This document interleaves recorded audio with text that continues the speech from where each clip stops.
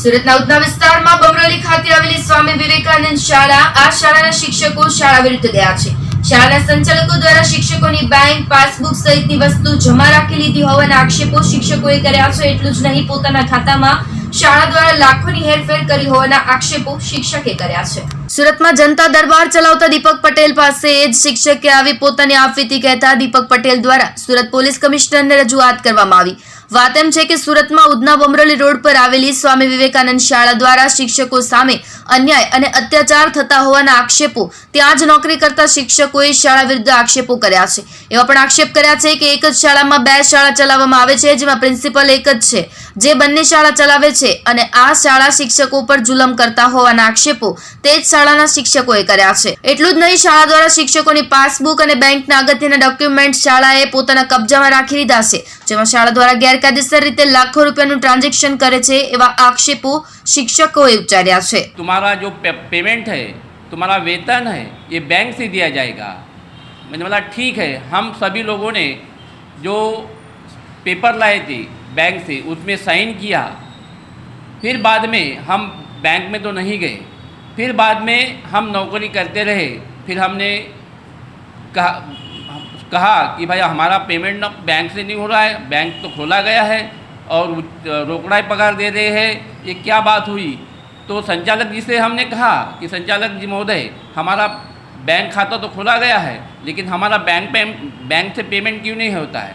बोले बैंक से नहीं होगा, मैं आपको रोकड़ा देता हूँ ना, बैंक से जाने की क्या ज़रूरत है। तो हम चुप रहे। फिर 1-2 साल बाद में हमारे खाते में क्या हुआ, ज़्यादा रकम डालना, यानी 1 लाख 2 लाख ऐसे हमारे खाते में डालते थे। कभी हमें पता चलता था, कभी मैसेज आता था, कभी नहीं आता था। फिर हमने संचालक श्री से कहा कि संचालक जी, ये हमारे मिस कॉल आया था, इतना पैसा डाला है तो हमको टैक्स भरना पड़ेगा। तो नहीं ना, कोई चिंता करने की ज़रूरत नहीं, मैं बैठा हूँ। तो ऐसे कहकर हमको बुला दिया। फिर बाद में 2 साल के बाद और मैसेज आ गया पैसे डालने का। तो फिर हमें लगा कि भाई अभी वो तो पैसे डाल ही रहे हैं। फिर हमने कहा कि भाई संचालक से हमारे खाते में पैसे डाल रहे हो, कभी ब्लैक मनी कर रहे हो, हमारा ब्लैक का वाइट कर रहे हो आप, लेकिन कभी हमको भविष्य में तकलीफ़ होगी। तो नहीं, बोले मैं बैठा हूँ ना, आप कोई चिंता नहीं करने का, मैं बैठा हूँ यहाँ पे, ठीक है। फिर बाद में 2019 में क्या हो गया, मेरे खाते में 2,80,000 रुपये डाले।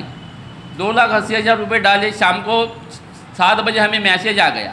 मैसेज आने के बाद हमने देखा मोबाइल में कि भाई 2,80,000 डाले। और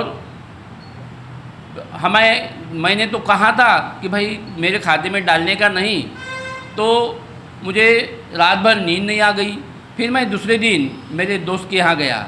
दोस्त को बोला, यार ऐसे ऐसे मेरे खाते में हेरा फेरी हो रही है, मेरा खाते का मिस यूज़ हो रहा है। तो 2,80,000 रुपये डाला है। वो 29 तारीख की बात थी, 29 मार्च।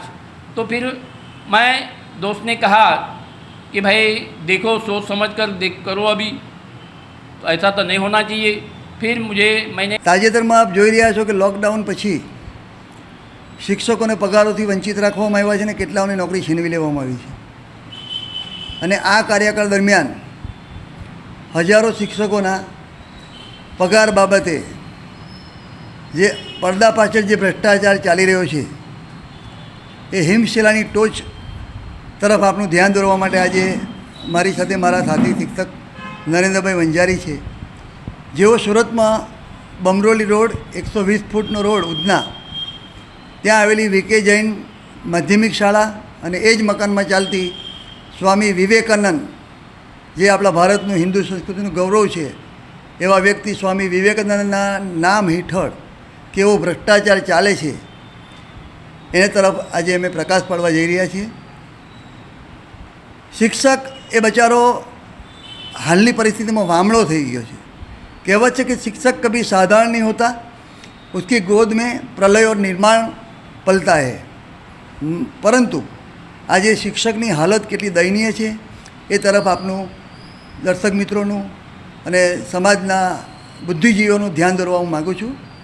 अमारी साथे नरेंद्रभाई वणजारी है, जे 25 વર્ષથી શિક્ષક તરીકે નોકરી કરે છે અને એમનું કઈ રીતે શોષણ થયું અને એ શોષણનો એમણે વિરોધ કર્યો, કેવી રીતે વિરોધ કર્યો અને વિરોધ કરવા પછી એમની શું પરિસ્થિતિ થઈ અને વિરોધ કરવાથી ભ્રષ્ટાચારી શાળા સંચાલકોના કેવા કરતૂતો ખુલ્યા એ તરફ આપનું ધ્યાન દોરવા માગું છું.